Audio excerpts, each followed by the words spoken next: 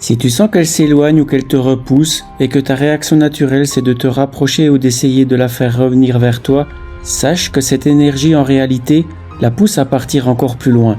Elle va la repousser.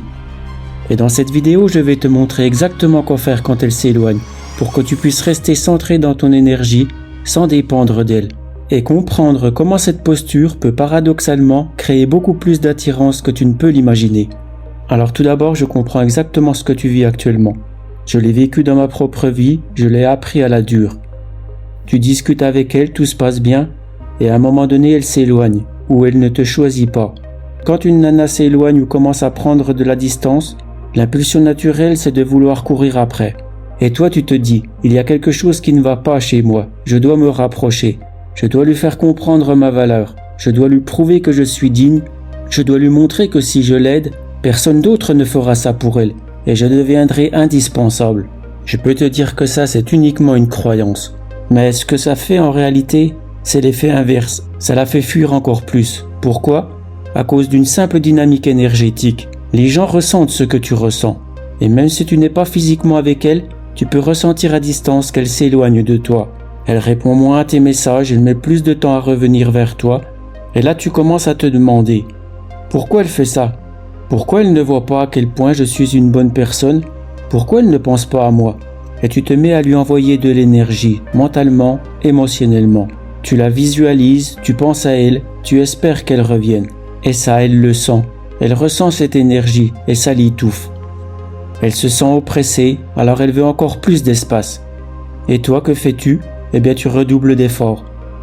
Je vais l'appeler encore, je vais lui répondre plus vite, je vais lui montrer à quel point je tiens à elle. Et au final, elle se sent mal à l'aise. Et maintenant, imagine cette métaphore. Tu es sur l'autoroute, tu conduis. Et là, il y a un gars juste derrière toi qui te colle au cul, à 2 mètres de ton pare-choc. Tu fais quoi instinctivement ? Tu accélères, tu te barres. Tu veux mettre de la distance. Ou deuxième option, si tu as perdu ton ego, tu ne rentres pas dans son jeu. Tu veux la paix, alors tu le laisses passer. Mais dans les 2 cas, il est loin de toi. Eh bien, c'est pareil avec la fille. Quand tu colles une femme émotionnellement, quand tu es trop présent, trop disponible, trop dans la démonstration, elle a ce réflexe instinctif de fuir, d'accélérer ou de te sortir de sa route. Parce qu'elle a besoin d'espace, pas d'un mec collé à son pare-choc. Et toi, c'est ce que tu fais énergétiquement quand elle prend de la distance. Tu crois que tu fais bien, tu crois que tu montres ton amour, mais dans sa réalité intérieure, tu l'étouffes. Quand elle s'éloigne, le message qu'elle te renvoie en réalité, c'est « j'ai besoin d'espace », juste ça. Et en secret, elle espère trouver en toi un mec qui ne fera pas comme les autres. Elle ne la bombardera pas de messages. Elle veut également retrouver son équilibre intérieur. Et peut-être qu'à ce moment-là, elle se rendra compte qu'elle pense encore à toi. Tu sais, moi aussi j'ai connu l'obsession pour une fille. Les vues à 18h42, mais j'ai connu l'humiliation aussi, le sentiment d'échec. Et tu sais pourquoi ? Parce que derrière ce putain de vue, je lui ai réécrit. Et cette vidéo, elle est là pour vous, c'est pour que vous ne reproduisiez pas cette putain d'erreur que j'ai faite. Il n'existe pas de message miracle pour qu'elle réponde. Donc laisse-la tranquille derrière ce vu. Surtout, ne fais rien par rapport à cette situation. Et je vais te dire une chose, le mec avec qui elle sera, c'est le mec qui va rester stoïque par rapport à ce vu. Le mec qui va rester tranquille, droit dans ses baskets, parce qu'il sait que derrière, elle va revenir et elle va lui courir après. Dans mes anciennes relations, surtout à l'époque du lycée, j'ai appris à ramener toute mon énergie vers moi, à arrêter de la projeter vers l'autre. Et souvent, quand je faisais ça, elle revenait. Elle se disait « En fait, j'ai plus de sentiments que je ne pensais. » Pourquoi ? Parce que cette posture-là, celle où tu reviens à toi, où tu construis ta propre vie, ça envoie un message de valeur et de respect de soi. Imagine encore cette scène. Je prends la parole et je te dis « Tu aimes cette vidéo ? Tu l'aimes ? Dis-moi que tu l'aimes. » Et je me rapproche de toi.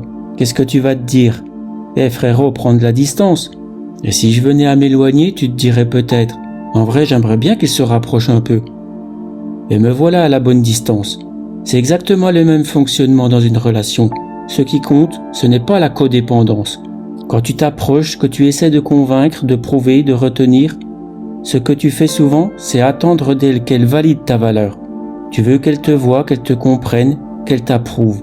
Mais ce qui se passe en réalité, c'est l'effet inverse. Tu crois que si tu fais plus, elle va revenir? Mais c'est le lâcher-prise qui attire. Plus tu laisses de l'espace, plus elle a la liberté de réfléchir, de ressentir, de revenir par elle-même. Laisse-la s'investir émotionnellement en toi. Et c'est seulement là qu'elle peut reconnecter avec sa propre vérité. Alors retiens bien ce mantra. Lâche prise. Si elle s'éloigne, laisse-la s'éloigner. Laisse-la respirer. Peut-être qu'avec cet espace, elle va ressentir qu'elle tient encore à toi. Et si elle ne revient pas, eh bien tu auras gagné du temps. Parce qu'il y a une autre vérité peut-être plus dure à entendre. Peut-être que tu es tout simplement en train de vouloir une fille qui ne veut pas de toi. Pose-toi cette question honnêtement. Est-ce que tu veux d'une fille qui ne te choisit pas? Et si oui, est-ce que cette dynamique ne te semble pas familière? Est-ce que dans ton enfance, tu n'avais pas déjà cette sensation que tu n'étais pas vraiment choisi? Que tes parents, ou l'un d'eux, n'étaient pas là pour toi émotionnellement ou physiquement? Et qu'un jour, tu t'es dit « Je ne suis pas assez. Je vais prouver que je mérite d'être aimé. Je vais devenir parfait. Je vais faire tout ce qu'il faut pour qu'on m'aime. » Et depuis, tu rejoues ce même schéma. Tu veux qu'une fille te choisisse. Tu veux qu'elle voie que tu vaux quelque chose. Tu veux lui prouver. Moi aussi, je l'ai fait. J'ai longtemps cherché la réussite pour prouver à mon père que je valais quelque chose. Mais il y a peut-être quelque chose d'encore plus profond derrière tout ça. Parce que si ton père ou ta mère n'était pas là, ni physiquement ni émotionnellement, quand tu étais enfant, il faut que tu saches une chose essentielle. Ce n'est pas parce que tu n'étais pas assez, que quelqu'un t'a négligé ou blessé. S'ils n'étaient pas là, c'est parce qu'eux-mêmes étaient pris dans leurs propres blessures, leurs propres manques, leur propre chaos. Et aujourd'hui, tu peux transformer cette douleur en clarté.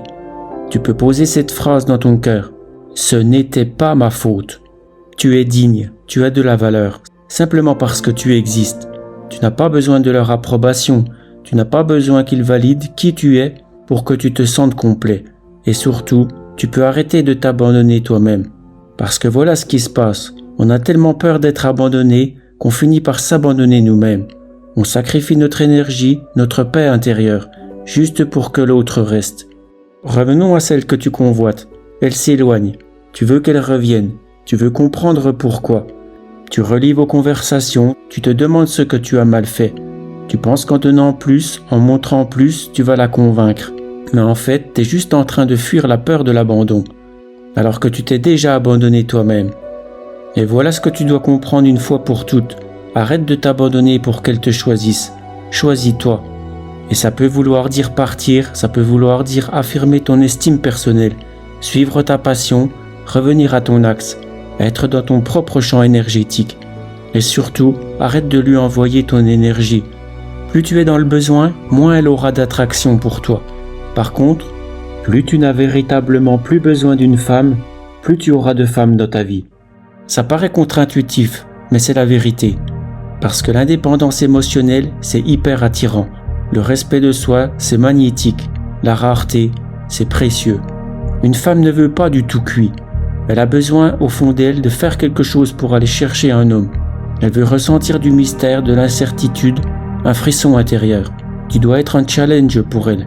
Et quand tu occupes son esprit, quand elle commence à se demander ce que tu fais, avec qui tu es, pourquoi il ne m'écrit pas? Qu'est-ce qu'il fait en ce moment? Avec quel grognasse est-il? Du coup, elle pense à toi. Tu occupes son esprit.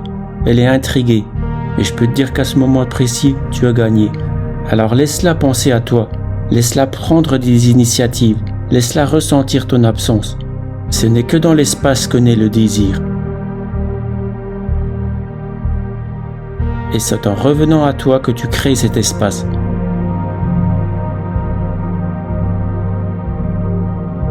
Et si elle venait à te ghoster, eh bien rappelle-toi pourquoi tu voulais lui écrire au départ. C'était pourquoi déjà? Pour savoir si elle avait laissé des traces de pneus dans sa petite culotte? Non, sérieusement, relativise. Tu vis ça comme si tu étais dans un bateau en pleine tempête. Tu prends chaque vague comme un raz-de-marée émotionnel. Tu vis tout trop intensément. Alors prends du recul. Deviens le drone au-dessus de la mer. Observe depuis le ciel. Y a-t-il vraiment une tempête? Non. Il n'y a jamais eu de tempête en fait. Il y a eu ton mental qui s'est accroché.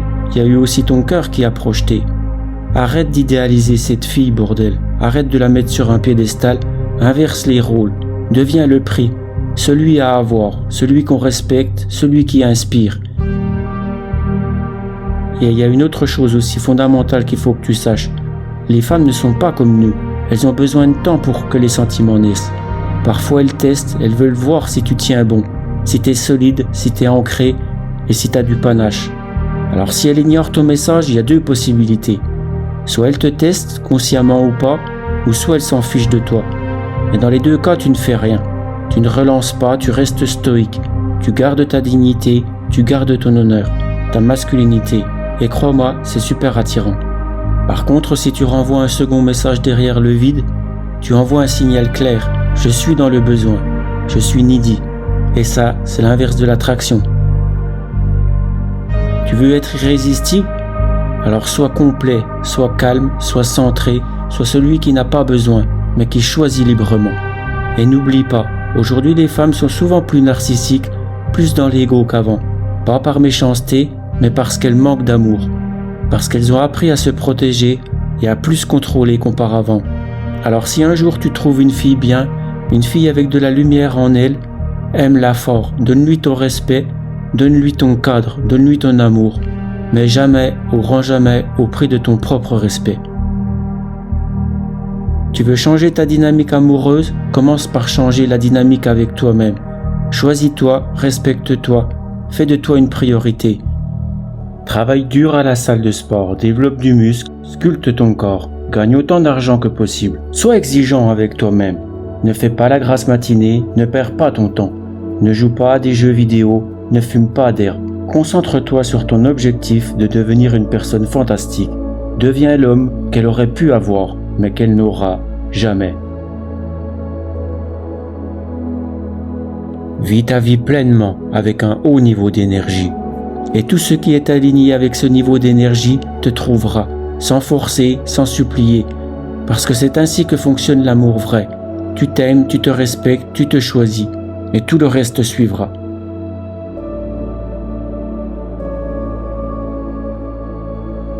J'espère que cette vidéo t'a apporté quelque chose, qu'elle a été plus qu'un simple contenu, qu'elle t'a donné envie de rejoindre une vraie communauté, un groupe d'entraide où chacun avance pour devenir la meilleure version de lui-même. À tantôt.